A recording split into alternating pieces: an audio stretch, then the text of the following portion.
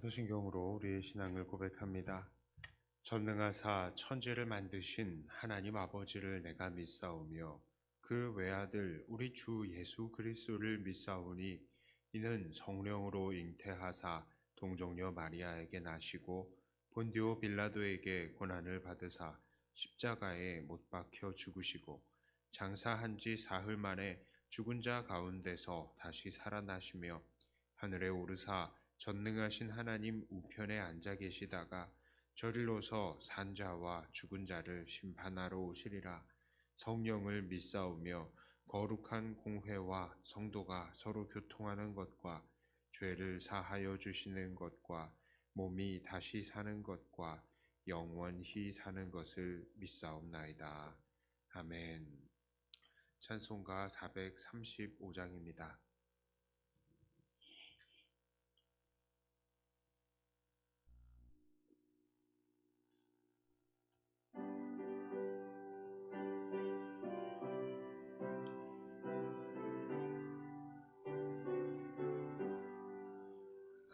나의 영원하신 기업 생명보다 귀하다. 나의 갈 길 다가도록 나와 동행하소서. 주께로 가까이 주께로 가오니 나의 갈 길 다가도록 나와 동행하소서. 세상 부귀한 일함과 모든 명예 버리고 험한 길을 가는 동안 나와 동행하소서. 주께로 가까이 주께로 가오니 나의 갈 길 다가도록 나와 동행하소서.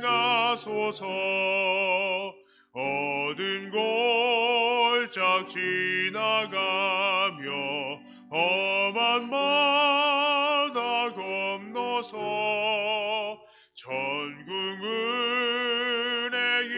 이르도록 나와 동행하소서. 주께로 가까이 주께로 가오니 나의 갈 길 다가도록 나와 동행하소서.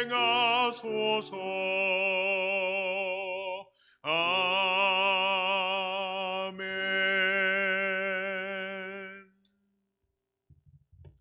하나님 말씀은 예레미야 24장 1절부터 10절까지의 말씀입니다.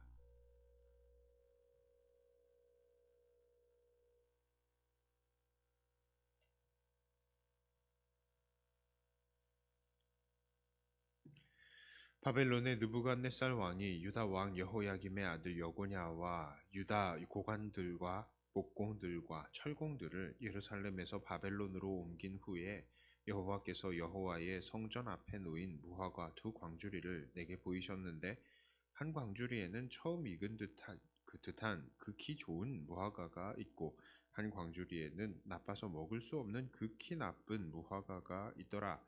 여호와께서 내게 이르시되 예레미야야, 네가 무엇을 보느냐 하시매 내가 대답하되 무화과 나무이온데 그 좋은 무화과는 극히 좋고 그 나쁜 것은 아주 나빠서 먹을 수 없게 나쁘니이다 하니 여호와의 말씀이 또 내게 임하니라. 이르시되 이스라엘의 하나님 여호와께서 이와 같이 말씀하시니라. 내가 이곳에서 옮겨 갈대아인의 땅에 이르게 한 유다 포로를 이 좋은 무화과 같이 잘 돌볼 것이라. 내가 그들을 돌아보아 좋게 하여 다시 이 땅으로 인도하여 세우고 헐지 아니하며 심고 뽑지 아니하겠고 내가 여호와인 줄 아는 마음을 그들에게 주어서 그들이 전심으로 내게 돌아오게 하리니 그들은 내 백성이 되겠고 나는 그들의 하나님이 되리라. 여호와께서 이와 같이 말씀하시니라. 내가 유다의 왕 시드기야와 그 고관들과 예루살렘의 남은 자로서 이 땅에 남아 있는 자와 애굽 땅에 사는 자들을 나빠서 먹을 수 없는 이 나쁜 무화과 같이 버리되 세상 모든 나라 가운데 흩어서 그들에게 환난을 당하게 할 것이며 또 그들에게 내가 쫓아보낼 모든 곳에서 부끄러움을 당하게 하며 말거리가 되게 하며 조롱과 저주를 받게 할 것이며 내가 칼과 기근과 전염병을 그들 가운데 보내 그들이 내가 그들과 그들의 조상들에게 준 땅에서 멸절하기까지 이르게 하리라 하시니라. 아멘. 본장에는 예레미야가 본 무화과의 환상입니다. 때는 여호야긴이라고 불렸던 여고냐가 바벨론으로 잡혀간 후라고 하니까 바로 유다의 마지막 왕인 시드기야의 때입니다. 하나님께서는 예레미야에게 두 무화과 광주리의 환상을 보이셨습니다. 하나는 아주 좋은 무화과이고 하나는 먹지 못하게 나쁜 것이었습니다. 그러면서 하나님께서는 바벨론으로 먼저 포로로 끌려간 사람들을 좋은 무화과 같이 잘 돌볼 것이다 라고 하시고 그 땅에 남아있는 자들은 나쁜 무화과와 같이 버릴 것이다 라고 말씀을 하십니다. 정말 하나님의 말씀대로 이미 포로로 끌려간 사람들은 그래도 나름대로 바벨론에서 좋은 대우를 받았습니다. 다니엘과 같은 청년들은 따로 불려 모아져서 특별히 왕실의 교육을 받기도 했습니다. 여고냐 또한 다시 고향으로 돌아오지는 못했지만 그곳에서 멸시를 당하지는 않았습니다. 하지만 남아있던 시드기야와 다른 고관들은 끝까지 하나님의 말에 순종하지 않고 바벨론이 아닌 애굽을 의지하려고 하였다가 결국 비참한 최후를 당하고야 말았습니다. 나중에 보면 아시겠지만 시드기야는 자기의 두 눈 앞에서 아들들이 죽는 것을 보아야 했고 자기마저도 두 눈이 뽑히게 되었습니다. 자기가 본 최후의 장면이 바로 아들들의 죽음이었던 것입니다. 그때 그들은 성전과 왕궁을 불태움 당함을 해야 했고 성벽마저도 허물어져 버리게 된 것입니다. 자, 이들은 왜 이렇게 비참한 최후를 당하게 된 것입니까? 하나님의 말씀에 따라서 얼른 바벨론에 항복하고 애굽을 의지하지 말라라는 하나님의 명령에 불순종하였기 때문입니다. 이들은 왜 예레미야의 말에 귀를 기울이지 않았습니까? 그 이유는 여러 가지가 있겠습니다. 1차적으로 보면 그 말은 부정적으로 들리니까 듣기 싫었기 때문일 것입니다. 어느 사람들이 나라가 망한다고, 집안이 망한다고 이야기 듣는 것을 좋아하겠습니까? 또한 이들이 그의 말에 귀를 기울이지 않았던 두 번째 이유는요, 바로 그들도 나름대로 하나님의 뜻을 잘 안다라고 생각했기 때문일 것입니다. 그들에게는 하나님이 거하신다고 하는 성전이 있었고요. 또 그 성전이 있는 도시가 절대로 멸망할 리가 없다라고 믿고 있었던 것이죠. 자, 하지만 그들이 간과한 것은 무엇입니까? 아무리 그들이 하나님과 언약을 맺은 언약 관계의 백성이다 하더라도 이들이 먼저 하나님과의 언약을 깨서 이제는 그들은 법적으로 하나님과 아무런 관계가 없는 그런 상태였다는 것, 이들은 그걸 잊어버리고 있었어요. 또한 하나님께서 보내신 하나님의 선지자를 거짓 선지자 취급했던 것입니다. 이들은 심지어 오늘 본문의 예언을 예레미야를 통해서 전달을 받았을 터인데도요, 그 예언을 두려워하지 않았어요. 회개하지 않았습니다. 그래서 결국 이 예언의 말씀대로 멸망의 대상이 되어버린 것입니다. 자, 이들은 한마디로 자기들의 상태는 돌아보지 않고 그저 보고 싶은 것만 보고 듣고 싶은 것만 듣다가 결국 크게 멸망을 당하게 되었다는 것이죠. 자기의 상태는 보지도 않고요. 그렇습니다. 오늘 본문은 우리에게 오늘도 경고합니다. 보고 싶은 것만 보고 듣고 싶은 것만 듣다가 결국 멸망하지 않도록 조심하라는 것이죠. 그러므로 우리는 첫 번째로 날마다 하나님을 향해 우리의 마음을 열어야 합니다.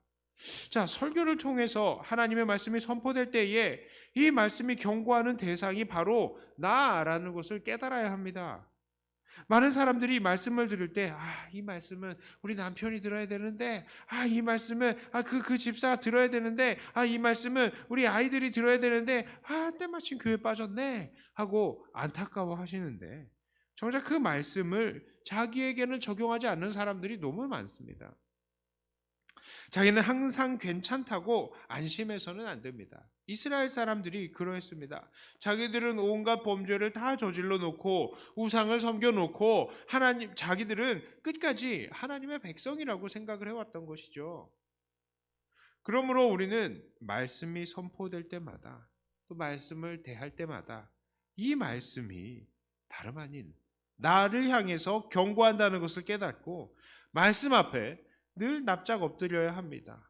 이스라엘 백성들이 그러했던 것처럼 자기를 돌아보는 것에 있어서 소홀해서는 안 되는 것이죠. 자, 두 번째로요. 우리는 말씀의 전달자를 무시해서는 안 됩니다. 당시 사람들에게 있어서 예레미야는 그리 큰 영향력이 있는 사람이 아니었습니다. 그들의 눈에는 그저 젊은 시절부터 이상한 소리를 하는 사람이었을 뿐입니다. 아무런 권력도 없었죠. 예레미야가 처음에 예언을 시작했을 때에는 진짜 소년이었잖아요. 정말 아무런 권리도 없는, 사람들이 돌아보지 않는 그런 사람이었습니다. 그런데 그때부터 계속 이상한 소리를 해오니까 그냥 얘는 이상한 놈이다라고 찍힌 거예요. 아무런 능력과 아무런 존중이 예레미야에게는 없었습니다. 그래서 사람들이 예레미야를 때리면 예레미야는 그냥 맞아야 됐고요. 가두면 갇혀야 되는 게 바로 이 무력한 예레미야였던 것입니다. 그러니 예레미야의 말 또한 큰 영향력이 없었던 것이죠. 계속해서 그 얘기하고 있네 하고 무시를 당하는 것입니다. 오늘날 우리도 이것을 주의해야 합니다. 하나님의 말씀은 성경을 통해서 그리고 설교를 통해서 여러 방송을 통해서 나타날 수 있지만 때때로는 이 하나님의 말씀은 우리의 이웃을 통해서, 때로는 친구를 통해서, 때로는 어린아이나 혹은 우리가 늘 무시해왔던 사람을 통해서 이 하나님의 말씀이 나타날 수도 있는 거예요. 그런데 우리가 그것을 무시해서는 안 된다는 것이죠. 네가 뭘 안다고, 네가 신앙생활을 하면 얼마나 했다고 하면서 그 말씀을 무시하게 될 때에 우리는 결국 듣고 싶은 말만 듣는 사람이 될 수도 있다. 우리는 이것을 두려워해야 하는 것입니다. 자, 이제 말씀을 정리합니다. 예레미야 당시의 사람들은 자기들의 행실은 돌아보지 않고 그저 자기들의 헛된 믿음으로 보고 싶은 것만 보고 듣고 싶은 것만 들었습니다. 그러다가 그들은 이런 나쁜 무화과처럼 취급을 당하게 되는 것이죠. 하나님 말씀 무시해버리다가 결국 그렇게 멸망을 당하게 된 것입니다. 오늘날 우리도 이들처럼 살다가 결국 멸망당할까 두려워해야 합니다. 그러므로 말씀이 선포될 때마다 그 말씀이 나를 향한 말씀이 아닌지 늘 깊이 생각하고, 말씀을 전달하는 사람들은 그 누구라 할지라도 그 말씀에 겸손하게, 그 말씀 앞에 겸손하게 서야 할 것입니다. 이렇게 늘 하나님의 말씀 앞에 겸손한 삶을 통해서 하나님의 징계를 벗어나 오히려 하나님의 놀라운 도구로 쓰임을 받으시는 사랑하는 저와 여러분들이 다 되시기를 주님의 이름으로 축복합니다. 기도하겠습니다. 감사합니다. 하나님, 우리 사람들은 얼마나 죄악된지요. 하나님의 말씀이 늘 선포되고 하나님의 말씀이 우리에게 가까이 왔음에도 불구하고 우리의 악한 마음은 늘 보고 싶은 것만 보고 듣고 싶은 것만 들으며 하나님의 말씀을 부인하고 부정하고 거부해 왔던 것이 바로 우리들이라는 것을 고백합니다. 하나님, 늘 하나님의 뜻만 우리 앞에 있게 하시고 우리가 그 앞에서 늘 엎드리는 자들이 되게 하여 주시옵소서. 하나님의 그 뜻 앞에서 나를 돌아보고 정말 이것이, 이 말씀이 나를 향한 말씀이다라는 사실을 깨닫고 날마다 하나님 앞에 순종하며 내 자신을 정말 깨끗게 하는 우리들이 되게 하여 주시고, 또한 이 말씀이 누구의 입에서 선포되든지 그래 이것이 정말 하나님의 말씀이구나 하고 겸손히 엎드릴 수 있는 겸손함을 우리에게 허락하여 주시옵소서. 이러한 자세가 없을 때에 결국 우리는 오늘 썩은 무화과처럼 하나님께 정말 버림당하고 고난당할까 두렵사오니 하나님, 우리가 아버지 하나님 앞에서 늘 겸손한 자세로만 있게 하여 주시옵소서. 하나님, 이 시간에 우리가 또한 기도합니다. 기도의 모든 내용들을 통하여서 하나님, 기도하면서도 우리가 주님 닮게 하시고, 기도하면서도 우리가 우리의 죄악된 욕심들을 포기하게 하시며, 오직 기도하며 주님의 뜻만 세워갈 수 있는 우리들이 되게 하여 주시옵소서. 감사드리며 우리 주 예수님 이름으로 간절히 기도드리옵나이다. 아멘. 하늘에 계신 우리 아버지여, 이름이 거룩히 여김을 받으시오며 나라의 임하옵시며 뜻이 하늘에서 이룬 것 같이 땅에서도 이루어지이다. 오늘날 우리에게 일용할 양식을 주옵시고 우리가 우리에게 죄 지은 자를 사하여 준 것 같이 우리 죄를 사하여 주옵시고 우리를 시험에 들게 하지 마옵시고 다만 악에서 구하옵소서. 대개 나라와 권세와 영광이 아버지께 영원히 있사옵나이다. 아멘. 하던 말씀 가지고 또 교회를 위해서 기도하시고 각자 가지고 나오신 기도 제목으로 기도하시다가 들어가도록 하겠습니다.